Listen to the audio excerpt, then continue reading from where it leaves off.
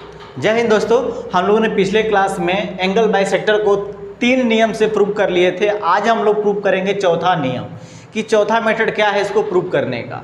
चलिए मैं त्रिभुज पहले बना लेता हूं कि ये त्रिभुज हमारा ABC है, ठीक है, ये ABC क्योंकि ये जो हमारा है बाइसेक्टर है, इसका क्या है, एंगल बाइसेक्टर है। ये डी पॉइंट है, एंगल बाइसेक्टर है तो ये 1 होगा, तो ये भी क्या होगा 1। आगे की तरफ बढ़ाता हूं, इस प्रकार बढ़ाऊंगा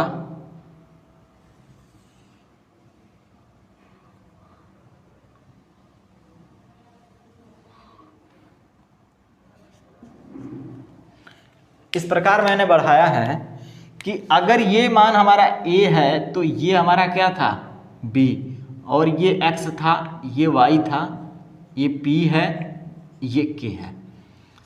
तो इसमें कंस्ट्रक्शन मैंने कर दिया है कि AD को मैंने आगे तक बढ़ा दिया है, AD को E तक बढ़ाया, ठीक, और CE, और जो CE है ना वो पैरेलल होगा किसके, AB, खींचा, ठीक। इतना अब आपको रचना करना होगा, ये बात आपको ध्यान लीजिए। तो इसको मैंने क्या किया, AD को मैंने E तक बढ़ाया और CE पैरेलल AB क्या किया, मैंने खींचा, ठीक है।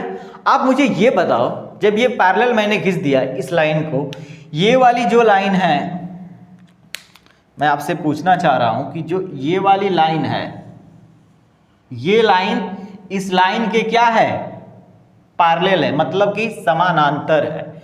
जब दो समांतर रेखा को एक तिर्यक रेखा कट करे, मतलब कि जो ये वाली लाइन क्या कर रही है, कट कर रही है, तो देखो यहां से ऐसे जेड बनेगा। तो जब ये 1 होगा तो ये भी तो एंगल मेरा 1 होगा एकांतर कोण से। भाई जब ये 1 होगा तो ये भी हमारा क्या होगा, 1 होगा। मैं आपको कहूं कि अगर दो समानांतर रेखा है, दो समानांतर रेखा है, अगर इस टाइप का अगर कोई दो त्रिभुज बने तो ये दोनों त्रिभुज आपस में क्या होंगे, समरूप होंगे। कैसे समरूप होंगे मैं बता देता हूं।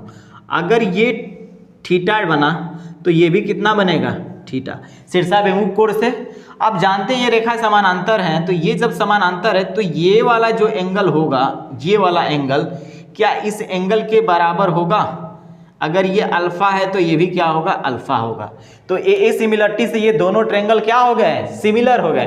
तो आप ध्यान से देखिए कि जो ये वाला ट्रायंगल बन रहा है कुछ वैसा ही बन रहा है। आप देख लीजिए ये ट्रायंगल, क्योंकि ये पैरेलल है, ये लाइन भी क्या है, पैरेलल है, ये दोनों लाइन क्या है, पैरेलल है। इसका मतलब ये हुआ कि जो ये वाला कोण हमारा होगा, ये वाला जो कोण होगा इस कोण के बराबर होगा।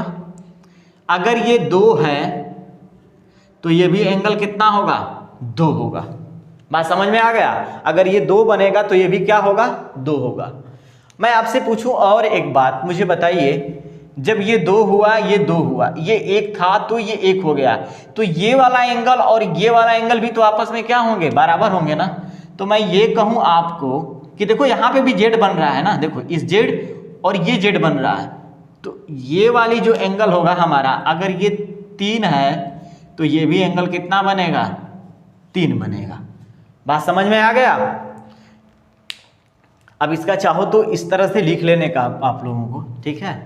तो आप ऐसे कह सकते हो कि कौन सा, ABD आप लिख लो, बल्कि यहां पे त्रिभुज ABD, ठीक है। ABD समरूप त्रिभुज है, क्या है, सिमिलर है किसके, ध्यान से देख लो, ये 1 था ना, ये 1, तो ट्रायंगल EDC के, EDC किससे, तो AA सिमिलरिटी से, AA समरूपता। जब दोनों त्रिभुज समरूप हो गया तो उसकी भुजाएं भी क्या होंगी, अनुपातिक होंगी। तो एक बात मुझे बताओ, मैं अनुपातिक लिखने के लिए क्या करूंगा। अब इसके देखते हैं, इस भी 1 था ना, इस 1 के सामने की साइड क्या है, x है। इस ट्रायंगल की मैं बात कर रहा हूं, तो एंगल 1 के सामने की साइड क्या हुई, x, तो मैंने x लिख दिया।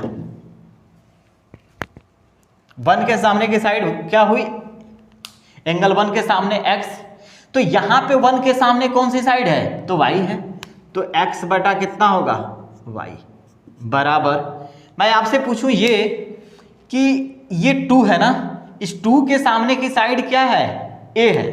ध्यान से देखिए, इस 2 के सामने की जो साइड है a है, और इस 2 के सामने की साइड क्या है, तो k है। ध्यान से देखिए, x बटा वाई a बाई k बराबर, मैं आपसे कहूं कि 3, ये 3 है ना एंगल, इस 3 वाले एंगल को आप, इसके साइड को क्या पी के ना, इसको आप r लिख दो, r, तो इस 3 के सामने की साइड क्या होगी, तो r, ठीक, बटा में इस 3 के सामने की साइड क्या होगी, तो p हो जाएगी। ये बात आपको समझ में आ गया, सिमिलरिटी से गया। मैं आपसे कहूं कि त्रिभुज आप ले लीजिए, नाउ इन ट्रायंगल कौन सा, AEC में, AEC में एंगल 1 जो है इस एंगल के बराबर है, मतलब कि एंगल जो A है हमारा बराबर है एंगल E के, तो हम ये कह सकते हैं, अर्थात तो एंगल 1 के सामने की साइड क्या है, तो CE है, तो जो CE का मान क्या है, K है ना, तो जो K होगा, और इससे एंगल 1 के सामने की साइड क्या है, तो B है, तो K बराबर क्या मिलेगा रिजल्ट, K बराबर मुझे B मिला ना, K बराबर B, तो चूंकि इसको इक्वेशन फर्स्ट कर देते हैं आप, तो लिख सकते हैं कि चूंकि फ्रॉम फर्स्ट से क्या मिला, देख लीजिए, x बटा वाई बराबर a बटा क्या मिला आपको, तो k मिला, x बटा वाई बराबर a बटा k मैंने लिख लिया, चूंकि फर्स्ट से मैंने ये चीज लिख दिया।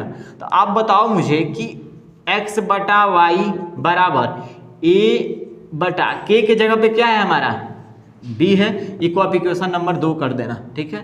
तो लिख सकते हैं ना, चूंकि k बराबर b फ्रॉम सेकेंड। तो देखिए, ये मैंने मेथड चौथा भी हमने प्रूव कर लिया अच्छे से, कि चौथा मेथड को भी हम लोगों ने अच्छे से प्रूव कर लिया। ये रिजल्ट आपको आना चाहिए। मैं जब मैं समरूपता पढ़ाऊंगा तो ये सारे चीज जितना भी रिलेशन समरूपता में बन सकते हैं सभी को मैं बताऊंगा। अभी फिर भी मैं बताते जा रहा हूं, आप इसे नोट कर सकते हैं। ये क्यों कोण E बराबर है कोण A के, इसलिए उसके किसी त्रिभुज में आप जानते हैं कि अगर दो कोण बराबर हो तो उन दोनों कोणों के सामने की भुजा भी क्या होती है, बराबर होती है। वही रिलेशन मैंने लिखा है, बराबर भुजाओं के सम्मुख कोण या बराबर कोणों के सम्मुख भुजाएं बराबर होती हैं। ये बात याद कर लीजिए।